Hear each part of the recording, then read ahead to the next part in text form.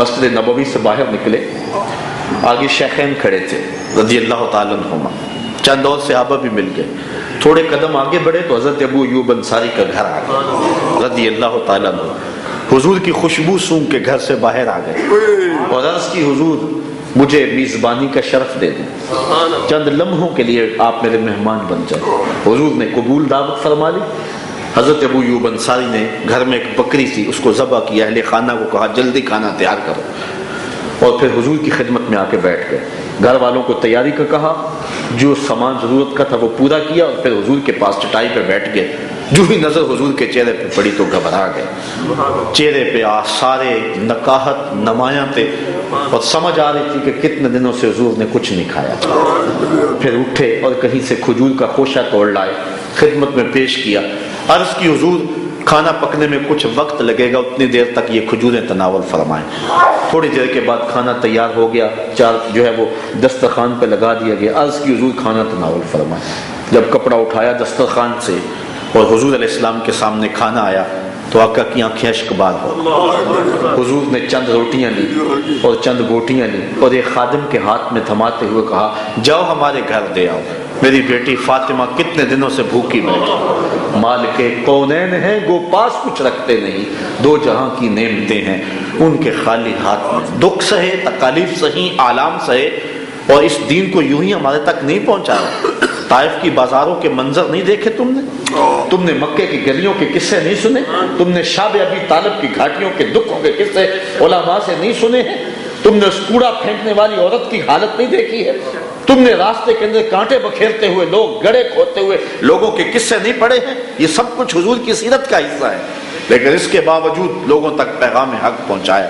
انبیاء علیہ السلام نے جو دکھ سہے، جو تکالیف سہی، جو اذیتیں سہی، انبیاء کے ماننے والوں نے جو دکھ سہے، حضرت خباب بن ارت رضی اللہ تعالیٰ عنہ حضور کی خدمت میں حاضر ہوئے، حضور کعبۃ اللہ کی دیوار کے ساتھ بیٹھے ہوئے تھے، کافروں نے جو دکھ دیے ان کا دکھڑا لے کر حضور کے پاس گئے تو آقا کریم فرمایا خباب اتنی بات سے گھبرا گئے ہو، تم سے پہلے ایسے لوگ بھی گزرے ہیں کہ جن کے جسموں کو لوہے کی کنگھیوں سے چھید دیا گیا۔ آپ تاریخ پڑھیں، ہم وہ منظر بھی دیکھتے ہیں کہ ایک شخص کو دونوں ٹانگوں کو دو اونٹوں کی پچھلی ٹانگوں سے باندھ دیا جاتا ہے، اس سے کہا جاتا ہے منحرف ہو جا اپنے دین سے، ورنہ تجھے ان دو اونٹوں کو ہانکا لگائیں گے، یہ زور سے چلیں گے، تیرے جسم کے دو ٹکڑے ہو جائیں گے۔ استقامت کا وہ پہاڑ کہتا ہے جو کرنا ہے کر لے، ادھر آ ستم گر ہنر آزمائیں، تو تیر آزما ہم جگر آزمائیں، تو جو کرتا ہے کر لے۔ پھر دونوں اونٹوں کو ہانکا لگایا جاتا ہے، بدن پھٹنے لگتا ہے، دو حصوں میں چرنے لگتا ہے۔ ہمیں تاریخ نے بتایا ہے، آج بھی تاریخ کے ان لفظوں کو پڑھ کے رونگٹے کھڑے ہو جاتے ہیں، جب اس شخص کا بدن چرتا ہے، سرخ سرخ قطرے گرتے ہیں تو وہ کیا کہتا ہے؟ ہائے نہیں، تاریخ پڑھو، یہ محبت کی ریت ہی نہیں ہے۔ آج تو پیار کے رنگ ہی بدل گئے نا، آج تو الفت کے سلیقے بدل گئے نا، آج عشق کی کہانی تبدیل ہو گئی نا۔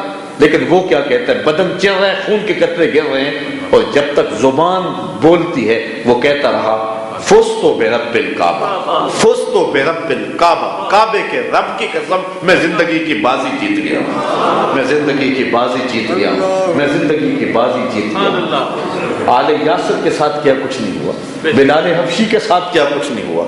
وہ لمحے بھول سکتے ہیں جب ان کو مشق ستم بنایا جا رہا ہے، بدن پہ کوئلے رکھتے جا رہے ہیں، حضرت بلال حبشی آگے سے مسکرا رہے ہیں۔ کسی نے گزرتے ہوئے روک کے پوچھا اقبال جو ہے بلال عجیب تماشا ہے، وہ تمہیں مار رہے ہیں اور تم آگے سے مسکرا رہے ہو۔ تو حضرت بلال کا جواب سنیے، سینے ٹھنڈے کر دیتا ہے۔ راہ حق میں آنے والی تکلیفوں کو انسان خندہ پیشانی سے قبول کرتا ہے، پھر زندگی کا دکھ رہتا ہی نہیں ہے۔ بلال بولے او میاں تم بازار سے جاؤ نا مٹی کا کچا برتن خریدنے کے لیے، تو اس کو بھی ٹھونک بجا کے دیکھتے ہو کہیں کچا تو نہیں ہے، اس کی آواز تو ٹھیک ہے۔ کہا تم مٹی کا پیالہ بھی خریدو تو ٹھونک کے دیکھتے ہو کہیں کچا تو نہیں ہے۔ میرا مالک بلال کو خرید رہا ہے، دیکھ رہا ہے بلال کہیں کچا تو نہیں ہے۔ میں کہتا ہوں مالک خرید لے، اگر کھال و دھیڑ بھی جائے حق کی آواز ختم نہیں ہوگی۔ محبت کا ریت، محبت کا انداز انوکھا ہوتا ہے۔ فرمایا ہم بندوں کو پرکھتے ہیں، والا نبلونکم بشیء من الخوف والجوع ونقص من الاموال والانفس والثمرات وبشر الصابرین۔ پھر جو صبر کرتے ہیں پھر بشارت بھی انہی کے لیے، رحمات کا نزول بھی انہی پر ہوتا ہے۔ اچھا یہ بندوں کے امتحان ہوتے رہے، آپ تاریخ عالم دیکھیں، بھوک سے بھی آزمائے گئے لوگ، پیاس سے بھی آزمائے گئے، امتحان گاہیں سجتی رہی نا، کبھی کسی کو کسی طرح آزمایا گیا، کبھی جوان بیٹے کو سامنے جو ہے ذبح کر دیا گیا، یوں آزمائشیں بھی لی گئی، بندوں کی امتحانات لیے، کبھی اس کے اپنے بدن کو آرے سے چیر دیا گیا، آزمائشیں بندوں کی ہوتی رہی، امتحان گاہیں سجتی رہی، کبھی کوئی امتحان، کبھی کوئی امتحان، کبھی کوئی امتحان۔ آج بھی کوئی بھی منزل حاصل کرنے کے لیے کسی امتحانی مرحلے سے گزرنا ہی پڑتا ہے، ڈیٹ شیٹ مرتب ہوتی ہے اور امتحانات ہوتے ہیں، کبھی کوئی کبھی کوئی۔ لیکن میں آپ کو ایک انوکھے امتحان کا ذکر بھی سنانے جا رہا ہوں۔ ڈیٹ شیٹ مرتب ہوتی ہے تو روز کا ایک ہی پرچہ ہوتا ہے، یہ خوف، جو، پیاس اور جتنے بھی امتحانات ہیں یہ بندوں سے پہلے بھی اللہ نے لیے، لیکن میدان سجتا رہا، کبھی بھوک کا امتحان ہوا، کبھی پیاس کا امتحان ہوا، کبھی مالوں کے ضیاع کا امتحان ہوا، کبھی جانوں کے ضیاع کا امتحان ہوا، کبھی خوف کا امتحان، کبھی نقص اموال کا امتحان۔ لیکن ایک کمرہ امتحان ایسا بھی تھا کربلا میں، جس میں یہ سارے امتحان اکٹھے دیے گئے اور ایک ہی دوپہر کو لیے گئے، اور پھر کہا 33% نمبر کامیابی کے نہیں ہوں گے، نمبر بھی 100% لینے پڑیں گے۔ اور پھر امتحان دینے والے نے بھی حد کر دی، جس عزیمت کے ساتھ امتحان دیا، جس طرح سے امتحان دیا، جوان بیٹے کی لاش کو کندھوں پہ اٹھا کے خیموں تک پہنچا کے یہ کہنا مالک حسین کی یہ قربانی قبول کر لے، یہ تماشا تو ہے نہیں ہے۔ آج کسی کا جوان بیٹا فوت ہو جائے تو سارے لوگ، سارا محلہ، سارے رشتہ دار ہمدردی کرنے والے ہوتے ہیں، جب جنازہ اٹھتا ہے تو 10 آدمی شخص کو سہارا دے کے لے جاتے ہیں جس کا جوان بیٹا اس دنیا سے چلا گیا، اور میاں اس کو سہارا کیوں دے رہے ہو؟ اور میاں اسی کا تو جوان بیٹا فوت ہوا ہے۔ جس کا جوان بیٹا فوت ہو جائے 10 آدمی سہارا دیتے اس سے پھر بھی نہیں چلا جاتا، میں سلام پیش نہ کروں حسین ابن علی کو، جس کے 71 لاشیں سامنے پڑے ہوئے اور پھر بھی گھوڑے پہ چڑھ کے جب میدان میں آتا ہے تو آواز آ رہی ہے، یہ کون ذی وقار ہے، بلا کا شاہ سوار ہے، لباس ہے پھٹا ہوا، غبار سے اٹا ہوا، تمام جسم نازنی چھدا ہوا کٹا ہوا، پھر بھی ہے ڈٹا ہوا، یہ نبی کا نور عین ہے، یہ بال یقین حسین۔ جرأتوں اور عزیمتوں کی جو انوکھی داستان حضرت امام حسین رضی اللہ تعالیٰ عنہ نے رقم کی، یہ انہی کا حصہ ہے۔ آج جس دور سے میں اور آپ گزر رہے ہیں، طرح طرح کی بولیاں سننے کو مل رہی ہیں، اصل وہ قرآن و حدیث کے مزاج سے آگاہ لوگ نہیں ہیں۔ یہ پچھلے دنوں کے اندر کسی نے کہا کہ حضرت امام حسین اگر کربلا میں نہ جاتے تو یہ واقعہ روح پذیر نہ ہوتا۔ بظاہر لگتا یہ ہے کہ اس کو بڑی ہمدردی ہے حضرت امام حسین سے، کہ وہ چاہتا یہ تھا کہ یہ واقعہ نہ ہوتا اور آپ شہید نہ ہوتے، آپ چلے گئے تو یہ واقعہ ہوا، کاش کے نہ جاتے۔ لیکن اس واقعہ کی تہ میں حسین ابن علی کا بغض چھپا ہوا ہے۔ کہنے والا حضرت امام حسین کے فیصلے کا انکار کر رہا ہے کہ وہ کیوں گئے، انہوں نے غلط کیا کہ وہ چلے گئے۔ میں کہتا ہوں حضرت امام حسین اگر کربلا میں نہ جاتے تو کیا پھر شہید نہ ہوتے؟ پھر کیا شہید نہ ہوتے؟ کیونکہ یزید تو بہر صورت بیعت لینا چاہتا تھا، یا تو پھر بیعت نہ کرتے اور پھر یقیناً بچ جاتے جہاں بھی ہوتے، اور اگر بیعت کا انکار کر رہے ہیں، حضرت امام حسین بیعت کا انکار کر رہے ہیں، تو پھر مدینے میں ہوتے تو پھر بھی شہادت کا واقعہ ہوتا، مکے میں ہوتے تو پھر بھی شہادت کا واقعہ ہوتا، اور یہاں تو 72 شہید ہوئے ہیں 145 افراد میں سے، اور وہاں تو 72,000 لوگ شہید ہوتے، پھر یہی لوگ کہتے اتنے لوگوں کی شہادت کا سبب بن گئے۔ تو حضرت امام حسین رضی اللہ تعالیٰ عنہ چونکہ یہ بھانپ لیا تھا، ولید بن عقبہ نے جو خط دکھایا تھا یزید کا، اس کے مندرجات ایسے تھے کہ آپ سمجھ گئے تھے کہ یہ میری بیعت کے بغیر رہے گا نہیں۔ اور پھر تاریخ پڑھیں، 8 ذی الحج کو پوری دنیا حرام باندھتی ہے منع میں جانے کا، اور حضرت امام حسین بھی حرام باندھ چکے ہیں، اور حضرت امام حسین نے 25 حج پیدل کیے، باوجود کہ سواری آپ کے پاس موجود ہوتی تھی، مدینے سے چل کے آئے اور مکے آئے اور 25 حج پا پیادہ کیے، 26ویں حج کا احرام باندھ چکے ہیں۔ پھر کیا ہوا کہ دوپہر تک تو ارادہ ہے کہ میں حج کروں گا، منا جانے کی باری آئی تو حج کے احرام کو عمرے میں تبدیل کرتے ہیں، اور پھر عمرے کے مناسک ادا کر کے کربلا کی طرف چل پڑتے ہیں۔ ایک دم تبدیلی کیسے آ گئی؟ تو تاریخ پڑھے کہ عمر بن سعید کی قیادت میں یزید نے ایک لشکر بھیجا تھا، اور جو یہ اس مہم پہ آیا تھا، اس مشن پہ آیا تھا کہ حضرت امام حسین کو ایام حج میں شہید کر دیا جائے، اور آپ کو اس کی آگہی ملی تھی اور آپ نہیں چاہتے تھے کہ اللہ کا حرم میرے خون سے لالا زار بنے، اور آپ نے جو ہے وہ سفر جو ہے وہ کربلا کی طرف کیا تھا۔ تو یہ حضرت امام حسین کی دانش مندی اور سمجھداری تھی، جس کو لوگ عدم دانش پہ معمول کر رہے ہیں۔ اور اس وقت بھی لوگوں نے حضرت امام حسین کو روکنا چاہا، لیکن آپ نے فرمایا کہ میں کسی مقصد کے لیے جا رہا ہوں، اور اگر حضرت امام حسین رضی اللہ تعالی عنہ یزید کے ہاتھوں پہ بیعت نہ کرتے تو یہ سب کچھ ہونا ہی ہونا تھا، اور انہوں نے نہیں کی اور ہوا۔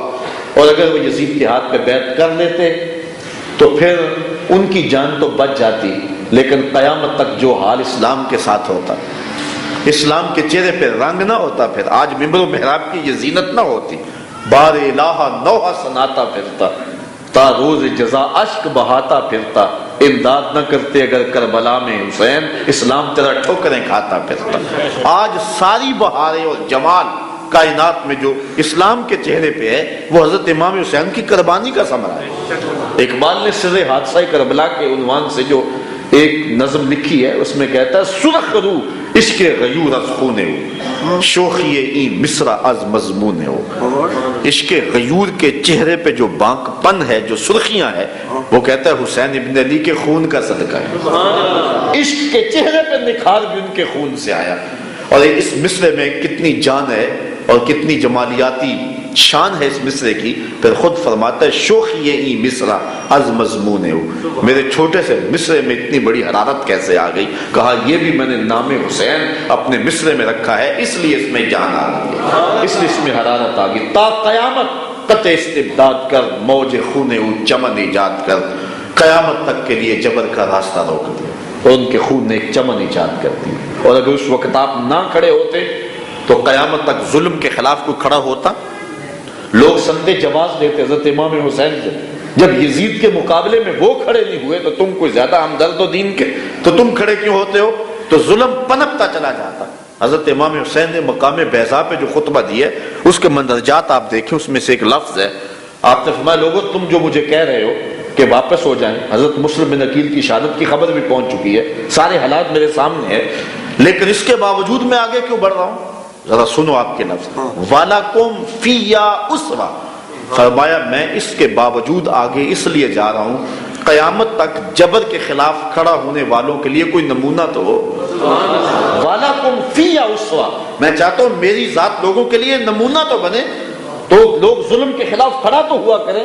مہاتما گاندھی جب برطانوی سامراج سے ٹکرانے کے لیے میدان میں آتا ہے تو اپنی قوم کو کھڑا کر کے ہندوؤں کہتا ہے تم کہو گے اتنی بڑی حکومت سے ٹکرانا جس کی سلطنت کی حدود میں سورج طلوع بھی ہوتا ہے غروب بھی ہوتا ہے، دیوار سے سر مارنے کے مترادف ہے، لیکن اس کے باوجود میں برطانیہ سے ٹکرانے جا رہا ہوں اس لیے کہ میرے سامنے حسین ابن علی کا کردار موجود ہے۔ تو یہ ہے بانک پن اور یہ ہے شان و شوکت اور یہ ہے افتخار جو حضرت امام حسین رضی اللہ تعالیٰ عنہ نے زمانے کو دیا۔ تا قیامت قطع استبداد کر، موج خون او چمن ایجاد کر۔ بعض لوگوں نے کہا اگر نہ جاتے یہ واقعہ نہ ہوتا، دیکھو آل اولاد کے ساتھ کاٹ دیے گئے، 72 لوگوں کے لاشوں پہ گھوڑے دوڑے۔ میں کہتا ہوں یہ تم نے کہاں سے فتح و شکست کا معیار لیا کہ جو قاتل ہوتا ہے وہ جیتتا ہے اور جو مقتول ہوتا ہے وہ ہار جاتا ہے؟ دنیا کے کسی ضابطے میں یہ معیار نہیں لکھا، اور اگر یہ ضابطہ بنا لیا جائے دنیا کی فاتح کتنی فاتح قوم مفتوح بن کے رہ جائے۔ یہ کہاں ضابطہ ہے کہ قاتل جیتتا ہے اور مقتول ہارتا ہے؟ یہ نہیں ہے۔ فتح اور شکست کا معیار یہ ہے کہ اپنا مقصد کس نے حاصل کیا۔ جنگیں کسی مدعا اور کسی مقصد کے لیے لے جاتی، نصب العین ہوتا ہے، وہ کس نے حاصل کیا؟ اب اس جنگ میں مقاصد تھے یزید کے بھی اور مقصد حضرت امام حسین کا بھی۔ یزید کا مقصد کیا تھا؟ امام حسین سے بیعت لینی ہے، اور حضرت امام حسین کا کیا مقصد تھا؟ کسی صورت میں یزید سے بیعت نہیں کرنی۔ مجھے بتاؤ یزید نے اپنا مقصد حاصل کر لیا؟ امام حسین کٹ تو گئے لیکن یزید بیعت نہ لے سکا۔ جب آپ کا سر کاٹ کے نیزے کی نوک پہ بلند کیا گیا اور یہ اعلان تھا کہ ہم نے حسین ابن علی کا سر کاٹ دیا ہے، وہ اپنے لشکر کو فتح مندی